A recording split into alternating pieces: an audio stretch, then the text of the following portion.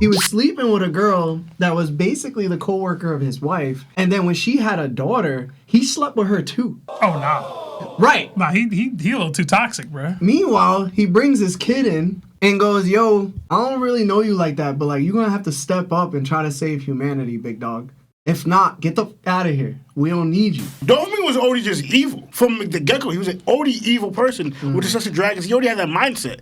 Just things didn't go his way as the standard or the traditional Celestial Dragon way, how they were brought up. Like, out of all the Celestial Dragons, your father decides, like, no, let's live down below and do all their stuff. Like, that again, what his father did not factor, change, or implement Doflamingo in any other way. I did ask a secondary question for the chat. Which TOPT member would make the best villain? And Larry is by far, in a way, No, it's not. leading the vote. You guys don't recognize who Seb is. Like, We did get a $50 super chat from Senior Sombrero starting us off. Who is the best written villain in anime? Our boy Kenjaku hits different. Best written villain in anime. Eve. I'm joking. Wow. I'm biased. I'm going to go Doflamingo. I am. Best I thought his story written villain in anime. was perfectly written. I thought he perfectly encapsulated that middle portion of the story. And everything after Doflamingo shifted everything that's changed for the story as a whole to like a degree that I don't think people really gravitate or understand. Like, I did my little breakdown of how he foreshadowed Emu. Other content creators have done videos about how Dressrosa is like a microcosm of the entire world of One Piece in general. The Heavenly Demon motif. Like, I just feel like he hit every note. The one minor caveat I'll have on Doflamingo is that he, at times, just wasn't a big enough threat or wasn't a big enough mastermind that I kind of like. He was kind of on the back foot sometimes there. But in general, I think, to me, I'd go Dofi. And them crimes. If you ever just look up the list, it's crazy. I think I would want to go to like, I don't know if I should say this one, but I feel like it's a good one. You're not going to get it. Hit me. It'll be Gendo Ikari from Neon Genesis Evangelion. When we talk about absentee fathers, mind you, this is probably the most top tier of absentee father you can have. The fact that he was responsible for losing his wife's life to these Evangelions, and then when he lost her, he decided to go forward with the human instrumentality program, which was to end all human life and create one conscious for mankind, just so he could see his wife again. Meanwhile, he was sleeping with multiple women. I just feel like the cause for that doesn't make sense. You know what I'm saying? Like, it loses all initiative at that point. Like, you're not really in love because you out here. And he wasn't just cheating. He was sleeping with a girl that was basically the co-worker of his wife. And then when she had a daughter, he slept with her too. Oh, no. Right. Nah, he a little too toxic, bro. Meanwhile, he brings his kid in and goes, yo, I don't really know you like that, but like you're going to have to step up and try to save humanity, big dog. If not, get the out of here. We don't need you. It was a lot of bad, heinous. Oh, it was pretty bad, bro. It's so funny that he used to do that, bro. It was terrible. It was so terrible, bro. I do want to shout out, just for like the new gen, Mahito. Mahito? Okay. Yeah, bro, from JJK. If we're going new gen, and I know it's not really a new gen, but I watched it late, and I feel like a lot of people picked up on it late, I'm going Askeladd from Vinland Saga. That was my guy. Cool. That was my guy, bro. I loved Askeladd. Yes, but Mahito was different, bro. Yeah. I think the question about Mahito was, he was a cursed spirit. Mm-hmm. He existed because people feared a certain thing, and collectively that birthed him. And there was dudes out here who didn't mess with his being. Like, he didn't choose this life, you know what I'm saying? Like, he became what he was because of fearful people, because of the evil thoughts of people. And he challenged Itadori by saying, yo, you're no different than me, dog. Like, we're essentially the same person. I'm just here to challenge you because I didn't choose this life. I'm just living my purpose. Like, this is what I do. This is who I am. Y'all created me to be this way. I didn't choose this. And he challenges Itadori on that aspect and goes, yo, am I really wrong? And I think sometimes the best characters in story is the heroes of their own story. Or the one that challenges us and says, am I really evil or are you? Did I have a choice or did you? Because you chose to become this. I didn't. And I feel like that's one of the hardest things to come across as a villain. Question. With everything you just said, Do you think there's a chance that like Emu could crack this list? Oh yeah. Yeah? Yeah, bro. I've said this before though about the ancient weapons. We talking top all-time anime though. All like you know what I'm saying? Yeah, I mean, I'm never gonna justify it. You know, if I start justifying it, then I'm really evil as hell, right? But it's more so, it's like when you talk about Emu and you say to yourself, what drove this man to do what he did? We essentially do not know. But there are pretty good causes right now, dog. Like, we heard it from Tom. The way you create, like, a ship necessarily doesn't make it good or evil. It just depends on who's using it. But if somebody goes, nah, I still don't think this one country should have a nuke, because if they nuked us for no silly reason, or if something like Drum Island happened again, where, like, Wapple's father was considered a very good king. People kind of worshipped him, and the medical expertise they got to was because of his father. Then Wapple takes over because he believes his dad ruled incorrectly, and then he becomes this dictator. This like he literally he leaves Drum Island because he's fearful of Blackbeard and takes all the doctors with him. So they only have one doctor on the entire island. He was evil. So if somebody on the Ancient Kingdom side, if Davy D. Jones passes away, and then somebody takes over and then uses those ancient weapons to just murk everybody they wish to, I'm going to find some way to fight back against you. And this is essentially what Dragon is doing. So I could see, like, Emu being another dragon. And you think he would need to be at least some level of sympathetic, some level of, like, I understand why he did this, for you to put him in that realm? Because I don't say you justified, but you found understanding with Mahito. I think everybody found understanding with Doflamingo. You think that's a requirement to be, like, a top-tier, well-written villain? Yeah. Okay. It's either you're that way or you're completely psychotic, like Joker. Yeah. If there's no reason for why you're doing what you're doing, you just do it for the love of the game. That makes you a good villain too. Lionel, we got a question. The best written villains in anime. Do you have one that comes to mind directly? I said Doflamingo. Larry said Mahito from JJK. No, you said Gendo from Evangelion. Yeah. And then you mentioned Mahito. I mentioned Askeladd from Vinland Saga. Do you have any others? There's a lot of ones popping up in chat and things, but do you have one top of mind? If not, I can move on. This is such a good segment. I really like this question. It is, but I never really was like... I could appreciate a good villain, but I never really had, like, much thought on the villain, because to me, like, if you're just evil, you're evil, and I accept that, or you could let greed or certain things like take over you.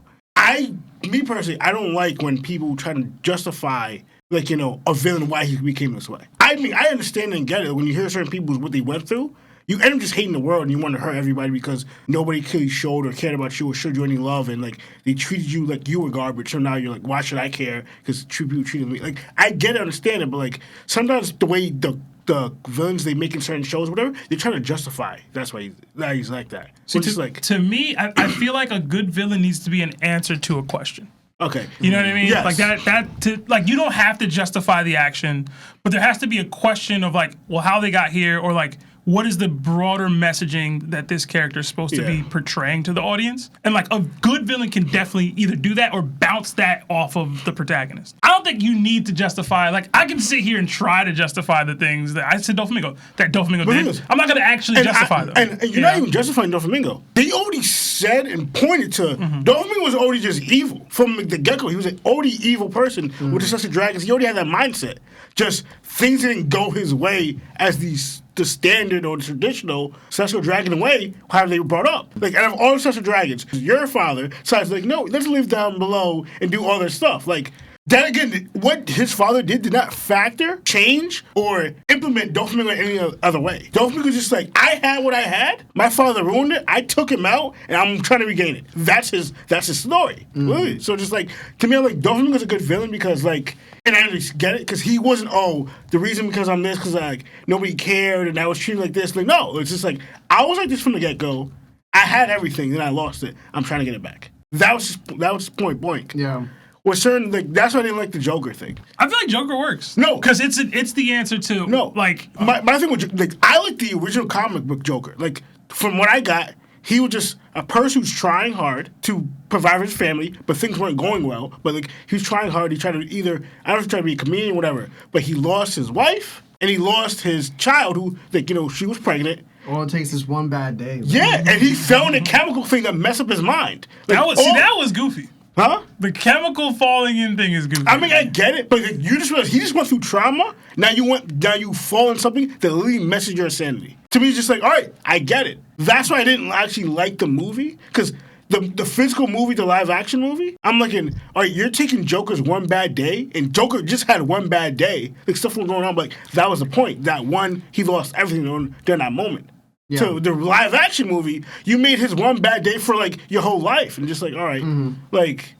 Another one I want to point out. I told you before, like, I love Neon Genesis Evangelion, and when I watched that, I also watched Devilman Crybaby, and they both messed me up completely, like at the same time, and they sort of had the same ending. But it was Ryo Asuka. I think that's how you say his last name.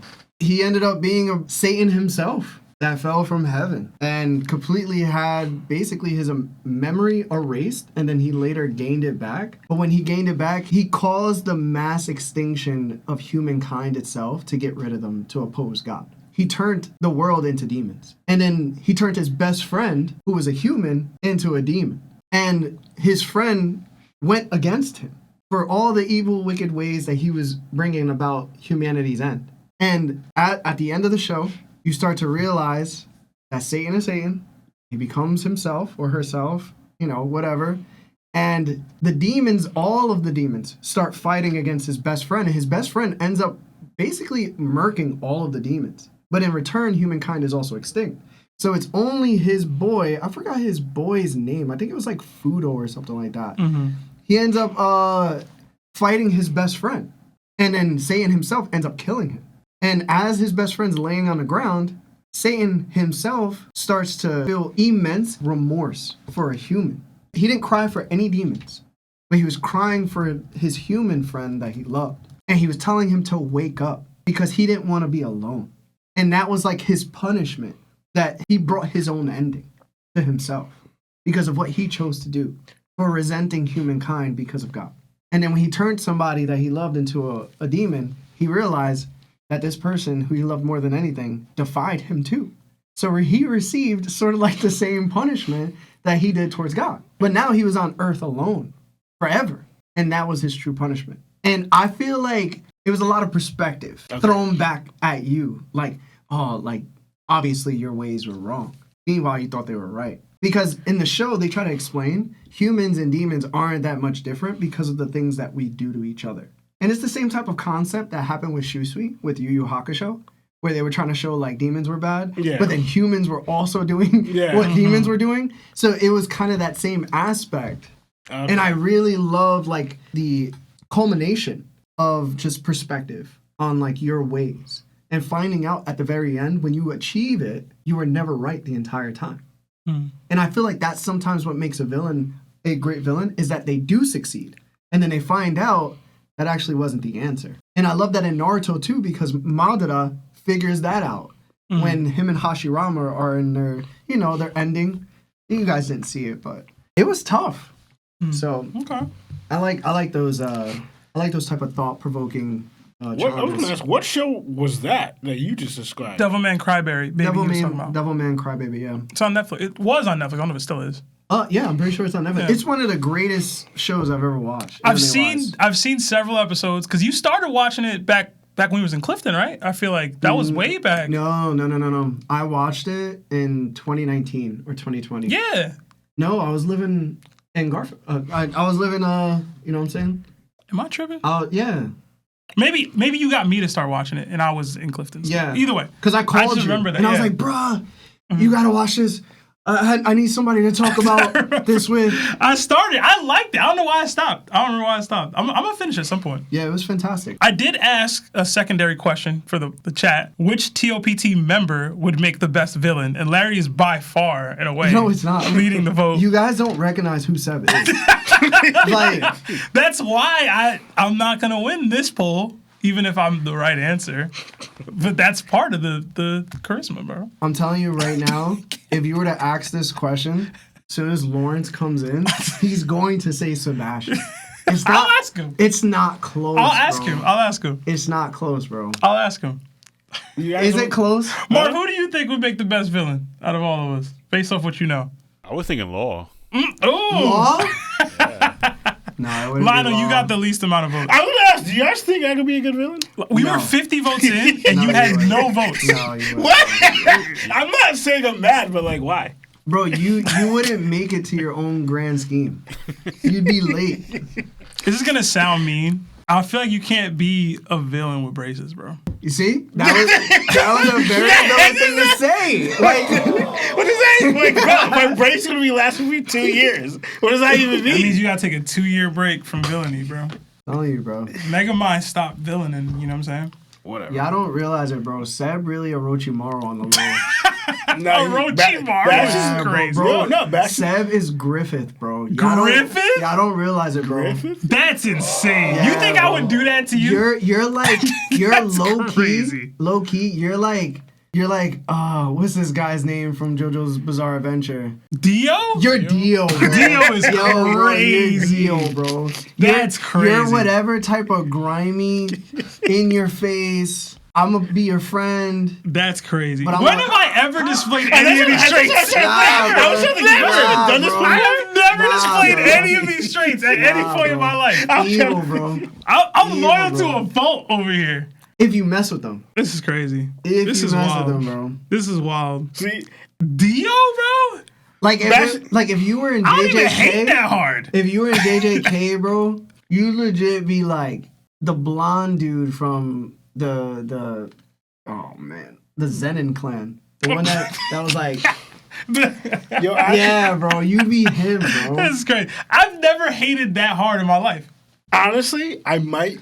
I've heard you talk about opposite teams of the Knicks It's not the same. players That's not the same. in the most That's not the same. vulgar ways That's I've not the ever same. heard somebody ever talk about anybody in their life. That's not the same. And I'm not That's gonna sports. repeat it. That's sports. But those things were like legitimately psychotic. Bro. that's sports, though. Am I wrong? I mean, yeah, I think you did say, I hope this dude turns his ACL or something like that.